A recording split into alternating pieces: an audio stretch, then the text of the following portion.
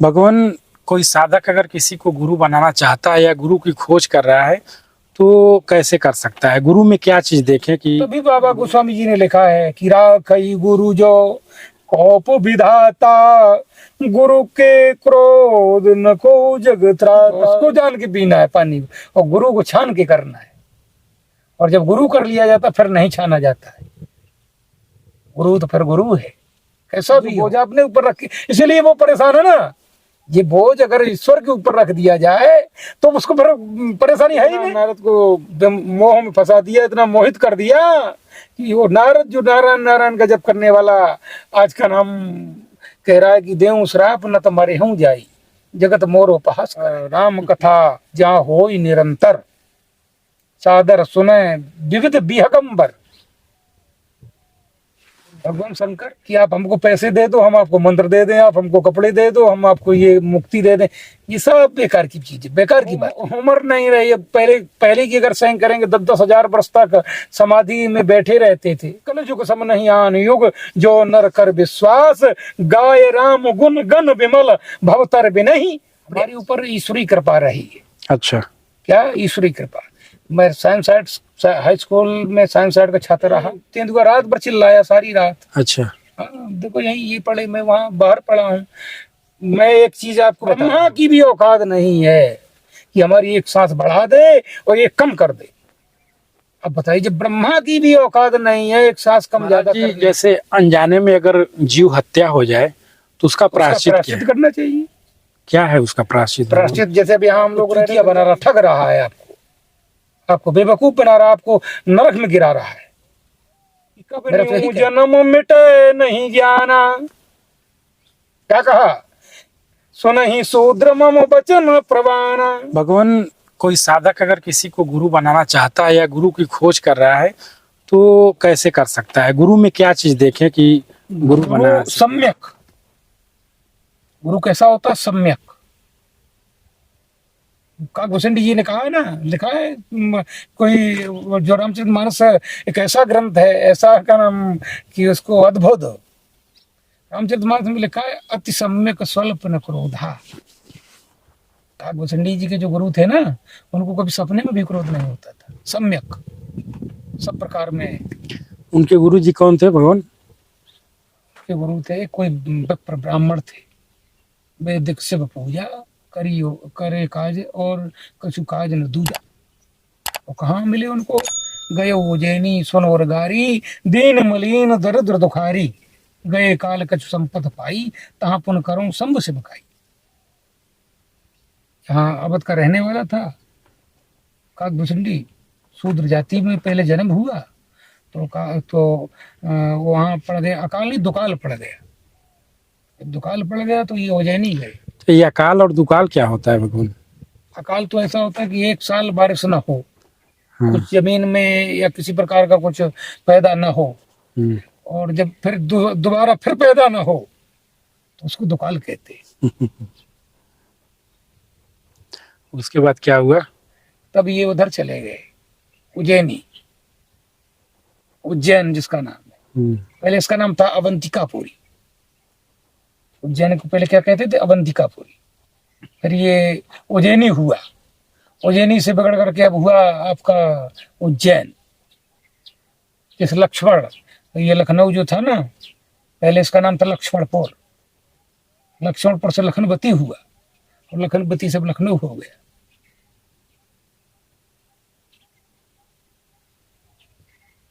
तो वहां रहा। तो जब कुछ संस्कार भूत भविष्य वर्तमान तीनों जन्मों के कर्म संस्कार चलते हैं साथ में ना। तो जब अच्छे संस्कार थे ना, तो वहां जब पहुंच गया तो ऐसा गुरु मिल गया जो ढूंढने से भी नहीं मिल सकता है कभी।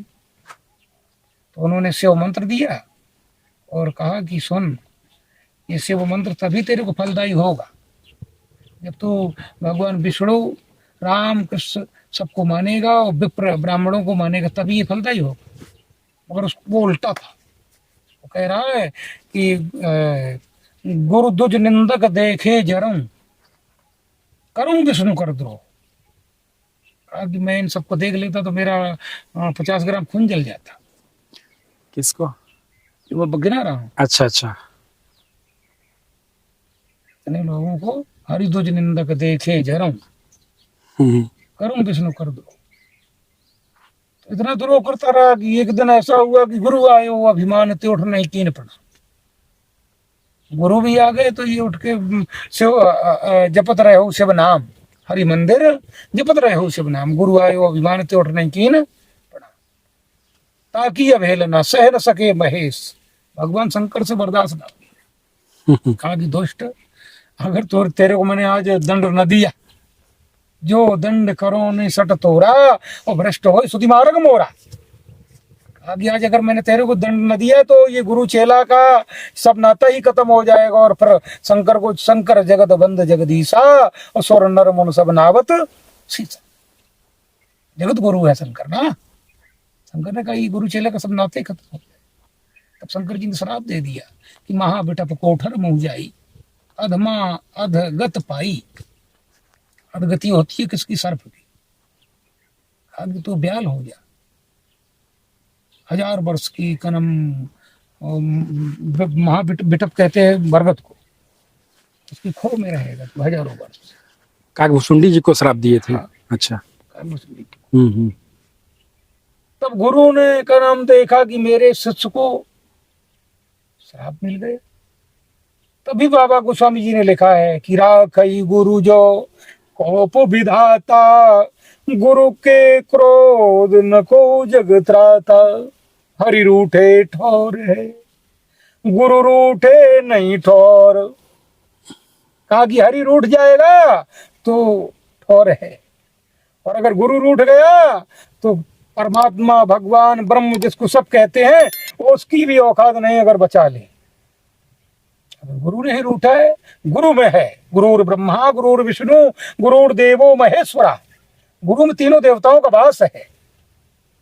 तो गुरु के पास वो पावर है कि वो तीनों देवताओं से बचाने की क्षमता गुरु के पास है। इसीलिए गुरु कीजिए, लोग कहते हैं उल्टा बोलते हैं गुरु, लोग क्या कहते हैं? गुरु कीजिए छान के, पानी पीजिए छान नहीं, के। लोग कहते हैं पानी पीजिए छान के। नहीं, मेरा कहने पर गुरु करिए छान के और पानी पीजिए जान के। पानी में जो क्या मिला दिया है अगले ने, कुछ पता है? तो उसको जान के पीना है पानी, और गुरु को छान के करना है। और जब गुरु कर लिया जाता फिर नहीं छाना जाता है। गुरु तो फिर गुरु है, कैसा भी हो, किसी भी प्रकार का हो। गुरु आपने बना लिया, फिर गुरु की निंदा करने वाले को कभी संसार में कोई जगह भी नहीं। गुरु निंदक जो होता है ना, तो उसको तो कोई फिर जगह ही नहीं है। तो गुरु फिर पहले तो जैसे लिखा है, बाबा गोस्वामी जी ने लिखा है, शरणागत कौं जे तजहि निज अनहित अनुमान। पहले लिख दिया है नित, यानी अपना पहले देख लो कि इससे हमारा क्या हो रहा है, हानि हो रही है कि फायदा हो रहा है, कि हमको क्या हो रहा है। निज अनहित अनुमान, अनुमान लगा लो अपना, तब शरणागत की रक्षा करें। अब अगर आपके पास क्षमता है। शरणागत कौं जे तजय, शरणागत की जैसे रक्षा न कर पाई, ये तजय ते नहीं बिलोकत। ऐसे पुरुषों का मुंह देखना भी पाप है। तो भगवान तो गुरु महिमा तो कबीरदास जी ने कहा कि मैं सागर को स्याही करूं, कहा ना जी। गुरु ने लिखा। गुरु के गुण कोई लिखने वाला हो तो अलग है, उसको नहीं लग सकता। भगवान, एक दर्शक का प्रश्न था, परिवार में एक ही व्यक्ति पर जिम्मेदारी अधिक आ जाए तो वह मनोबल कैसे बनाए रखे? वो जिम्मेदारी अपने सर पे क्यों रखता है ना, उसको ज्ञान नहीं है इस प्रकार का ना। ये सारी जिम्मेदारी ईश्वर पर छोड़ देना। केवल अच्छा हो तो अपने ऊपर है, और जैसे कुछ बिगड़ गया तो काल है कर्म ईश्वर मिथ्या दोष लगाए। अच्छा हुआ तो मैंने किया, बिगड़ गया तो ईश्वर की इच्छा नहीं थी। बताइए, ये कहीं कहीं की अच्छी बात है? आपसे पूछ रहा हूँ मैं। नहीं, हर जगह ये चीज देखते हैं, अगर कोई कुछ काम कर देता है तो बोझ है ना, इस बोझ को ईश्वर के हवाले कर दो ना, उसको उसके ऊपर छोड़ के तू देख इसको, तेरे को कैसा करना है, बनाना है, बिगाड़ना है, क्या चलाना है न चलाना ये तेरी इच्छा, मैं तो केवल एक निमित्त मात्र हूं, कर रहा चल रहा हूं तो इस मार्ग पे लगा हूं, सफलता असफलता तेरे हाथ में है। जो बोझ अपने ऊपर रखी, इसलिए वो परेशान है ना। ये बोझ अगर ईश्वर के ऊपर रख दिया जाए तो उसको फिर परेशानी है ही नहीं। परेशानी तो तब तक है कि मैं कर रहा हूं। मैं कर्तापन का अभिमान जब तक रहेगा शरीर के अंदर, तब तक उसको दुख ही दुख रहेगा। जब वो सोच लेगा मैं करता ही कुछ नहीं हूं, जो करता सब ईश्वर करता है, और अच्छा करेगा बुरा करेगा जैसा करेगा सब ईश्वर करेगा। अब बताओ किस बात की परेशानी, मैं आपसे पूछ रहा हूं, कोई परेशानी? और जब ये है कि मैं कर रहा हूं तभी परेशानी है। जब ये सोच लेगा मैं करता ही कुछ नहीं हूं, मैं तो केवल निमित्त मात्र हूं, ये जो केवल एक रकील इस पे लीक पे चल रहा हूं। करना तो उसको है, अच्छा करे बुरा करे जैसा करना उसको करना है, मेरे कुछ करना ही नहीं। मेरे तो केवल उसके बताए हुए मार्ग पे चल करके अनुसरण करना है। और उसको कहेगा वो, जब तक वो समझ रखता कि मैं मेरे सर पे बोझ अपने, तब मैं करता हूं, इसका जब तक अपमान न दूर होगा तब तक बोझा सर पे बना ही रहेगा। अर्जुन से भगवान ने कहा गीता में कि युद्ध भी कर मेरा ध्यान भी कर, कहा ना। तो युद्ध क्या है? युद्ध ये थोड़ी किसी को मार डालना, युद्ध नहीं है। काम क्रोध मोह लोभ ईर्षा मद, इनसे युद्ध करना है। ये शत्रु है, प्रबल शत्रु है ये। काम सबसे बड़ा प्रबल शत्रु है मनुष्य का।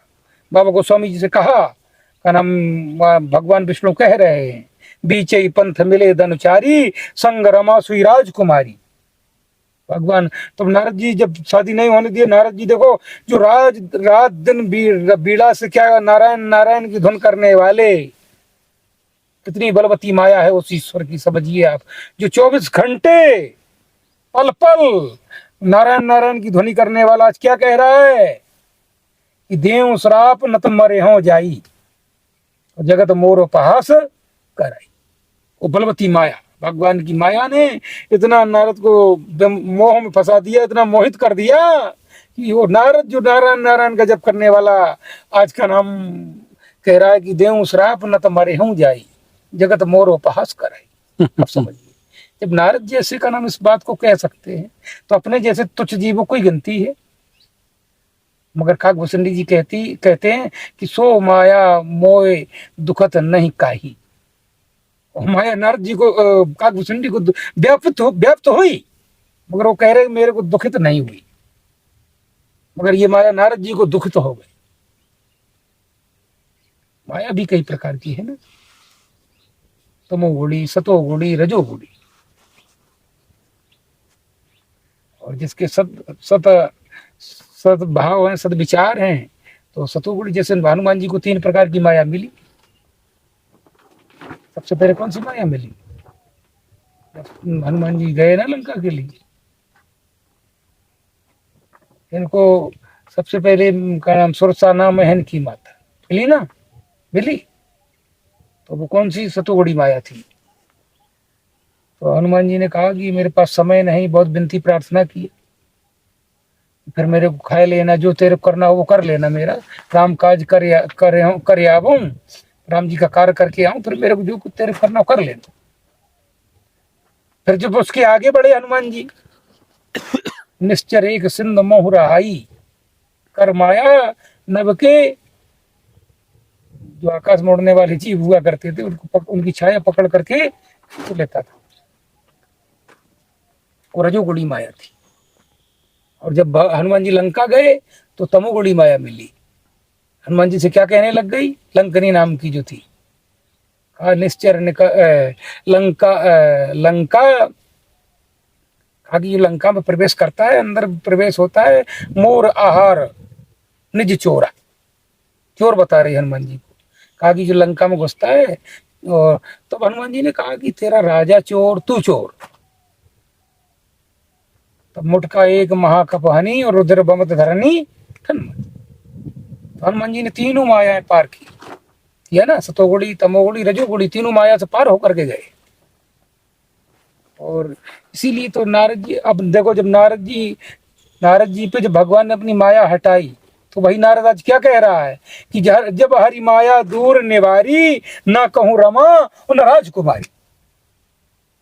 उस समय दोनों साथ में थी भगवान की, रमा भी थी और राजकुमारी भी थी। और जब कनम भगवान ने जब हरि माया दूर निवारी, ना कहूँ रमा और न राजकुमारी, तो हनुमान जी नारद जी ने देखा कि तब का नाम हाथ जोड़ करके नारद जी बोले, बहु दुर्वचन कहे बहुत बहुत तेरे। कहा कि मैंने बहुत से दुर्वचन कहे प्रभु। हाँ, भगवान ने कहा कि नारद तेरी इसमें कोई गलती नहीं, मम इच्छा कह दीन दयाला। भगवान विष्णु ने नारद जी से कहा कि नारद मेरी इच्छा के अनुसार सब हुआ, तेरा कोई दोष नहीं। तब भगवान ने कहा कि नारद गवन्यु सत्य मरल। भगवान से एक ही कहा कि नारद अब तुम सत्यलोक को चले जाओ, भगवान शिव का भजन करो। तो बताइए, एक इतनी बलवती माया है, उस माया को कोई अहंकार से जीत, केवल एक काकभूषण जी ऐसे हुए जिनके यहाँ माया चार चार कोस तक, एक योजन न जहाँ व्याप्त, एक योजन तक वहां माया काकभूषण जी के पास नहीं जाती थी। और कोई ऐसा नहीं हुआ है जिसके यहाँ माया व्याप्त न होती हो। और वरदान भी मिला कि राम कथा जहाँ हो निरंतर, सादर सुने विविध विहगंबर। भगवान शंकर, पार्वती जब शरीर पूरा कर गए तो भगवान शंकर भी गए कथा सुनने के लिए काकभूषण जी की। मगर क्या हंस बन करके, अगर शंकर बन के जाते तो काकभूषण जी की कथा सुनाते? कभी ना सुनाते। हंस बन करके गए। पार्वती से कहा, सुन पार्वती, जब सती का शरीर पूरा हो तो पार्वती जब जन्म हुआ तब सुनाया, कहा कि मैंने का उत्तर दिश गिर नीला, तहरे काग भूषिंड सुशीला। कछुक कछुक काल मैंने वहां व्यतीत किया। ऐसे अपना सारा पूरा वृतांत सती के न रहने पर सुनाया पार्वती जी। तो ये बड़ी बलवती, यही मेरा कहने का मतलब है कि गुरु अगर कर लिया तो फिर गुरु की निंदा ना होना चाहिए, जैसा है वैसा है। और गुरु ऐसा कीजिए, जहां तक का नाम आजकल सब ज्ञानवान सब हैं, कोई अज्ञानी नहीं, इतना सब जानते हैं। और गुरु ऐसा कीजिए जो आपकी समझ में आए कि हमको इससे का नाम राम नाम मंत्र मिल जाए। और गुरु क्या गुरु एक बनिया की दुकान नहीं है। गुरु क्या है? गुरु कोई बनिया की दुकान नहीं, आदान प्रदान नहीं होता वहां गुरु के यहाँ कि आप हमको पैसे दे दो, हम आपको मंत्र दे दें, आप हमको कपड़े दे दो, हम आपको ये मुक्ति दे दें। ये सब बेकार की चीज है, बेकार की बातें। गुरु तो एक ऐसी अनमोल चीज है कि और रुपया पैसा किसी से खरीदने में आ नहीं सकती। वहां ये धन दौलत सब शून्य है। गुरु तो गुरु है। गुरु की महिमा का वर्णन कोई कर ही नहीं सकता है। शंकर सुमन केसरी नंदन, आगे ना 11वां रुद्र भी बोला जाता है इनको, हनुमान जी को बिल्कुल 11वां रुद्र भी कहते हैं। इसकी बहुत बड़ी का नाम देखो क्या है कि हरि अनंत, हरि कथा अनंता, अनुभव गंभो। ये अनुभव में आने वाली चीजें हैं, कोई कहने और सुनने वाली चीजें नहीं, अनंत है। ये जितने देखो, ज्यादा अधिक ज्ञान भी का नाम दुखदाई है। आप क्या समझते हो? अधिक ज्ञान हो जाए तो दुखदाई है। ज्ञान कितना होना चाहिए? ज्ञान इतना होना चाहिए कि हाँ, हम राम जी के और राम जी हमारे। मैं तो इतना ही बहुत कुछ ज्ञान मानता हूँ कि हम राम जी के और राम जी हमारे। इतना ज्ञान भी अगर प्यारे हो गया तो सारा ज्ञान हो गया। जैसे उद्धव कितना बड़ा ज्ञानी था, गोपियों ने सब ज्ञान एक तरफ रख दिया उद्धव का। कहा उद्धव मन न भय 10-20, कहा ना गोपियों ने, एक हतो तो श्याम संग गए। तो ज्ञान भी धरा रह जाता है। इसीलिए ज्ञान की ज्यादा आवश्यकता नहीं है। ये पेड़ है, पेड़ में जड़ें हैं, जड़ों से फिर शाखाएं हैं, शाखाएं से इतनी पत्तियां हैं जो गिर नहीं सकते। संसारिक वृक्ष है ना। तो हमको क्या करना, हमको मूल जो है वो पकड़ना है। और इसी में हम लगे रहेंगे, समय नहीं है ना अपने पास इतना। 100 साल की उम्र रह गई, 100 भी नहीं चल रहा है। पहले की बुजुर्ग आज के 10-20 साल पहले भी 100 पार भी कर जाते थे, मगर आजकल देख रहे हैं आप 70, 65, 75 सब जा रहे हैं ना। अब वो उम्र नहीं रही। अब पहले की अगर सैंक करेंगे 10-10 हजार वर्ष तक समाधि में बैठे रहते थे, उम्र थी ना।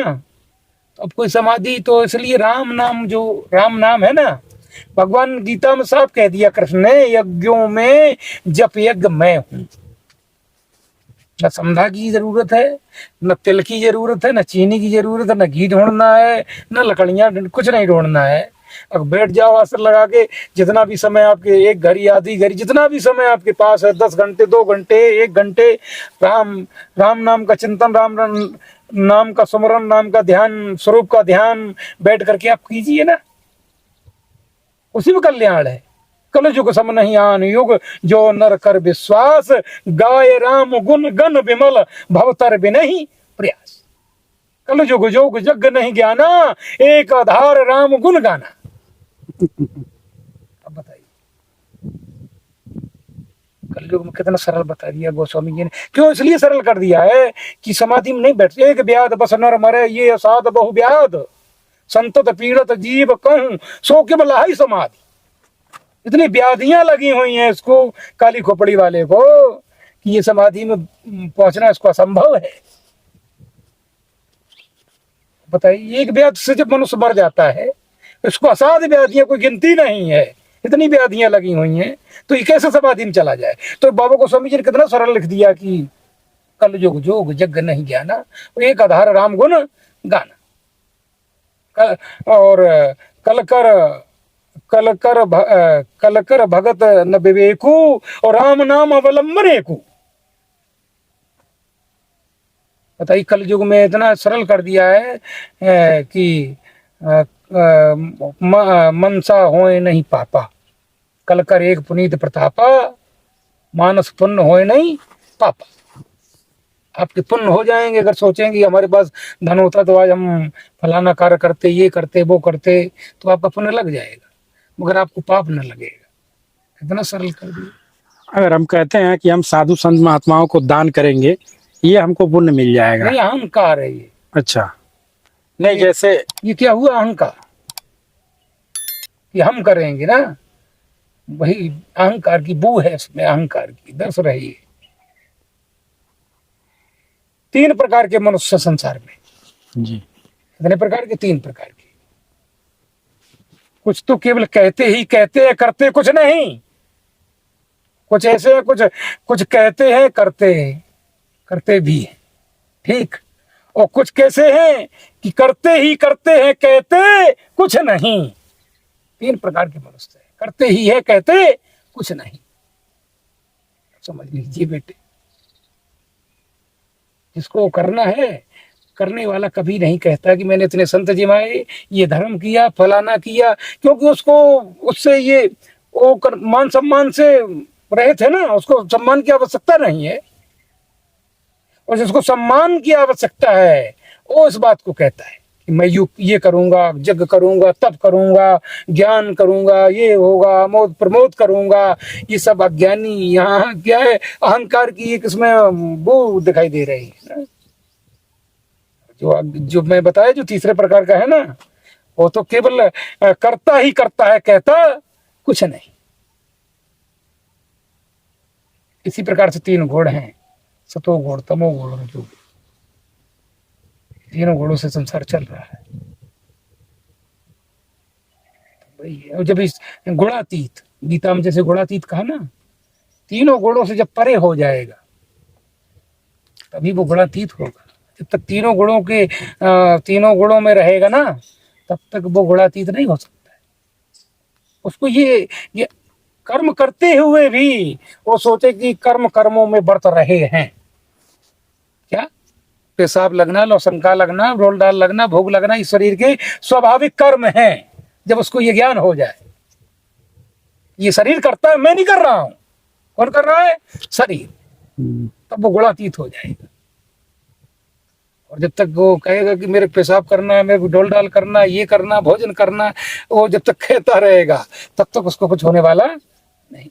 गुणातीत तभी बन सकता है जब तीनों गुणों से परे हो, तो वो गुणातीत है। तो ज्ञानी तो हो सकता है, भगत होना कठिन है। वैसे भक्ति सरल बताई, भगत सुसंत सकल गुण खानी, और बिन सत्संग न पावही प्राण। ज्ञान कृपाण खगेश, कृपाण की धारा, और काई खगेश हो नहीं बारह ही बारह, परत खगेश न हो ही बारह। तो ये कर्म जो ज्ञान है वो कृपाण की धार है। भगवान, आपका वीडियो देख करके एक संत जी थे, वो प्रश्न किए थे हमसे कि महाराज जी से जरूर पूछिएगा। महाराज जी, संत के अनुभव और मार्गदर्शन जैसे हैं, आपके जीवन का सबसे बड़ा आध्यात्मिक अनुभव क्या रहा? देखो, आध्यात्मिक अनुभव, हम तो जब शुरू में का नाम, हम तो हाई स्कूल के छात्र रहे जी। हमारे ऊपर ईश्वरी कृपा रही है। अच्छा। क्या ईश्वरी कृपा? मैं साइंस हाई स्कूल में साइंस साइड का छात्र रहा। 98 में हम साधु बन करके परीक्षा दिया हूँ। हमको खुद ही पता नहीं है कब हम साधु बन गया हूँ और कब क्या हुआ है। जब मैं ईश्वर की जब कृपा होती है, गति, ईश्वर की गति को कोई नहीं लग पाता है। अब बताइए, जो हाई स्कूल की परीक्षा दे रहा है ना, और वो साधु बन उसी समय साधु हो रहा है, तो हम खुद नहीं जाना कौन सी कृपा किस। ये क्या है कि आज की कोई, ये हमारा पुराना जो चल रहा, भूत भविष्य वर्तमान, जो मैंने आपको बताया ना, ये जो पुराना प्रारब्ध है ना, वो चल रहा है सब। पुराने प्रारब्ध से सब हुआ है। नहीं, इतनी 15 साल की 16 साल की उम्र में हम लोग, उस समय दूसरा युग रहा, अब कुछ और हो गया है। हमारे समय में कोई इस तरीके का जो आज ज्ञान है ना, लोगों को ज्ञान नहीं था। सत्य बोल रहा हूँ। आज ये 28 साल के समय की पूर्व की बात कर रहा हूँ। इतना जो आज की कंडीशन में चल रहा है ना, तब नहीं था इतना। हम केवल स्कूल जाना और अपना पढ़ाई लिखाई करना, यही रहता था, यहीं तक सीमित थे। थोड़ा खेल कूद आए बस। आज क्या क्या चल रहा है वो आप जानते रहे हैं, संसार भी देख रहा है ना। महाराज जी, जैसे हर जगह जाते हैं हम, जंगलों में सुनते हैं कि जंगल में किसी आदमी को कोई बाघ मार दिया, कोई शेर मार दिया, कोई भालू मार दिया। ये सब प्रारब्ध है, प्रारब्ध है ये। अब देखो, हम लोग मैदान में आज ही रात में, हाँ, मेरे समझ में आया, कोई यही तेंदुआ रात भर चिल्लाया सारी रात। अच्छा। हाँ, देखो यही ये पढ़े, मैं वहां बाहर पढ़ा हूँ। मैं एक चीज आपको बता रहा हूँ जी। जिसको अपने ईश्वर पे, अपने इष्ट पे, गुरुदेव पे अगर का नाम अटल विश्वास है, अगर हमने किसी को कभी नहीं मारा है तो हमको कोई मार नहीं सकता। ब्रह्मा की भी औकात नहीं है कि हमारी एक सांस बढ़ा दे और एक कम कर दे। अब बताइए, जब ब्रह्मा की भी औकात नहीं है एक सांस कम ज्यादा करने की। हाँ, ये है कि जैसे आपातकाल, जैसे कोई आ रहा है, अब डायरेक्ट आप उससे भिड़ जाएंगे। भाई, आपको देखो विवेक दिया है, बुद्धि है आपके पास, मन है, चित्त, सब कुछ है ना, तो अब डायरेक्ट किसी से भिड़ेंगे। मगर जैसे दिया का पर्दा किया जाता है ना, किया जाता, तभी तो वो जब हवा चलेगी बुझ जाएगा ना। तो भाई, अब जैसे कोई डायरेक्ट आ रहा है तो उससे डायरेक्ट भिड़ेंगे तो फिर कुछ ना कुछ वो हानि कर देगा। मगर कुछ उससे बच के मर्यादा से रहना है ना। जानवर है, अपना हल्ला हो करके निकल जाएगा। उसको ललकारेंगे, उसको कुछ करेंगे तो भाई किसी को भी अपन करना पड़ेगा। अब साहब, मैं एक चीज को जानते, हमने अगर किसी को नहीं मारा तो हमको कोई मारने किसी की ताकत नहीं। अगर हमने किसी को मारा है तो हमको कोई अवश्य मारेगा, इसमें कोई दो राय नहीं। मैदान में सोते हैं चैन की नींद, पेड़ के नीचे, इतने भारी बिच्छू, सारा क्या क्या निकलते, कभी आज तक टच नहीं किया, क्योंकि हमने उनको कभी हाँ उठा के चिमटा से पकड़ के फेंक तो दिया है, मगर मारा कभी नहीं। महाराज जी, जैसे अनजाने में अगर जीव हत्या हो जाए तो उसका प्रायश्चित क्या है? करना चाहिए। क्या है उसका प्रायश्चित? प्रायश्चित जैसे अभी यहाँ हम लोग रह रहे, गंगा मैया है, यहाँ दृश्य अदृश्य सभी प्रकार के संत हैं। अच्छा। महापुरुष हैं, उनसे प्रार्थना किया, भगवान भी हैं, देवताओं का वास है यहाँ, और कामदगिरी बाबा सामने है। प्रायश्चित करिए कि हे कामतानाथ बाबा, हे मंदाकिनी गंगा मैया, हे महापुरुषों, हमसे ये भूल से अपराध हो गया, इसके लिए हमको जो सजा हो वो भी मिलना चाहिए, नहीं तो हमारे अपराध को क्षमा किया जाए। और कोई जान के अपराध करे, बाद में माफी मांगना चाहे तो क्या उसको माफ किया जा सकता है? वो तो सजा पाने का अधिकारी है ना। है ना। ये राजनीति जो राजधर्म उसमें भी है ना। अनजान में तो खैर ईश्वर भी माफ कर देता है, कर देता है ना। बिल्कुल। और जानकारी में कैसे माफ होगा। तो उसका प्रायश्चित क्या हाँ है? प्रायश्चित है। राम बैठ करके राम राम करिए। कहा महापुरुषों ने कि एक त्रिशूल की मार कांटे से निकल सकती। आप सोचो कि मिट जाएगा, मिटना असंभव है। ये कोई आपको गुमराह करता है, कोई कहता है कि आप आपका पाप मैं मिटा सकता हूँ, या आपको चूतिया बना रहा, ठग रहा है, आपको आपको बेवकूफ बना रहा, आपको नरक में गिरा रहा है। मेरा तो यही कहना है। उसकी औकात ही नहीं जो आपसे मोचित कर दे। क्योंकि वशिष्ठ जी से राजा दशरथ ने कहा कि आप मुझे श्रवण कुमार के पाप से मोचित कर दीजिए। उन्होंने कहा नहीं, आप अपनी सारी गौएं ले लीजिए, आप अपने राज्य से निकाल दीजिए, श्रवण कुमार की हत्या से मैं मोचित आपको नहीं कर सकता हूं। अब बताइए, उससे बड़ा थोड़ी कोई तीन तुम त्रिकाल दर्शी मुनिना था और विश्व बदर जिम तुम्हारे हाथ था। तीनों कालों की जानने वाला वो आज क्या कह रहा है कि मैं ये नहीं कर सकता, मेरे से ना होगा। आप अपनी गौएं ले ले, राज से निकाल दो मेरे को, मैं ये ना कर पाऊंगा। समझिए। और ये जो आजकल के पंडित तो ये सब बता रहे कि आइए ये दीजिए, फलाना करिए, और वो कौन बोलते हैं रुद्राभिषेक कराइए, फलाना कराइए। कैसे अब आप यहाँ आ जाइए, कैसे हो सकता है आप बताइए। हाँ इतना हो सकता है कि त्रिशूल की मार कांटे से निकल सकती है। आप कहो कि मिट जाए, यही गुरु ने कहा भुसंडी के गुरु ने कहा कि प्रभु भगवान शंकर ने कहा कि मैं जो श्राप दे दिया हूं ये मेरा अन्यथा जाने वाला नहीं, हाँ सुधार कर सकता हूं। आप अगर कर्म ज्यादा शिष्य के पक्ष में है तो मैं सुधार कर सकता हूं। तो भगवान शंकर ने सुधार किया कि कब न्यू जन्म मिटे नहीं जाना। क्या कहा, सुनहि शूद्र मम बचन प्रवाना, जन्मत मरत दुसह दुख होई, और जा कहूं सुलप न व्यापै सोई। सुधार कर दिया भगवान शिव ने। कहा कि मरने और जन्मने में दुसह दुख जो सहा न जाए शरीर से, जब वो दुख पैदा होता। आप ये बताइए, आप जिस मकान में रहते हैं, आपको कोई आए कि कहे मकान खाली करिए, आप कर देंगे खाली? मैं आपसे पूछ रहा हूं, नहीं करेंगे। जब आपकी सातों नस जाएंगी, आप समझ लेंगे कि अब हम यहाँ न रह पाएंगे, तभी आप खाली करके चले जाएंगे ना। बिल्कुल। जब ये मकान के अंदर जो रह रहा है वो साधारण छोड़ देगा मकान को? दुसह दुख जो सहा न जाए, वो पीड़ा पैदा हो जाती है। यहाँ तक कहा कि 1000 बिच्छुओं को इतना दर्द पैदा होता है शरीर के अंदर जब प्राण निकलते हैं। अच्छा।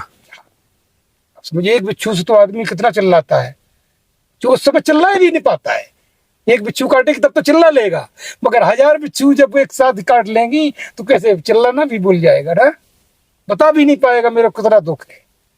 तब ये प्राणी निकलता है शरीर से, ऐसे नहीं निकल जाता है। दोस्तों, आप लोग महाराज जी के विचारों को आप लोगों ने सुना। विचार तो हमारा यही है कि सदगुरु मिल जाए कि संशय भ्रम मिट जाए। सदगुरु के मिलने के बाद जितने संशय रूपी पक्षी, संशय रूपी भ्रम जो बैठे हुए हैं, वो सब निकल जाएंगे जब सदगुरु मिल जाएगा। तो साथियों, आप लोग कह रहे थे महाराज जी का सत्संग और लेके आइए, और संजोग से महाराज जी से मुलाकात हो गया, तो इनका सत्संग आप लोगों को मिल गया, और हम भी धन्य हो गए प्रभु का दर्शन करके। और महाराज जी सभी दर्शकों की तरफ से आपके चरणों में एक बार पुनः बारंबार प्रणाम। कृपा से माँ कामताना महाराज कामतगिरी भगवान की कृपा से, माँ मंदाकिनी की कृपा से, और यहाँ सभी टाटी घाट में महापुरुषों की तरफ से संत, यहाँ महापुरुष भी रह रहे हैं, बड़े अच्छे संत, भजनानंदी भजन करने वाले साधु हैं यहाँ। इसको टाटी घाट तक लोक से जाना जाता है। हम लोग तो अभी आ गए, कल से बस गए यहाँ करके। यहाँ तो अनादिकाल से रहने वाले अत्रि आदि मुनिबर बहु बसही, करहि जोग जप तप तन कसही। तो ये तो, और चित्रकूट थल तप एहू, और लोकहु काल विदत नहीं केहू। ये किसी काल में कनम इसका नाश नहीं होता है, सब काल में रहता है। और यहाँ अच्छे साधु, भजन करने वाले साधु यहाँ रहते गुफाओं में।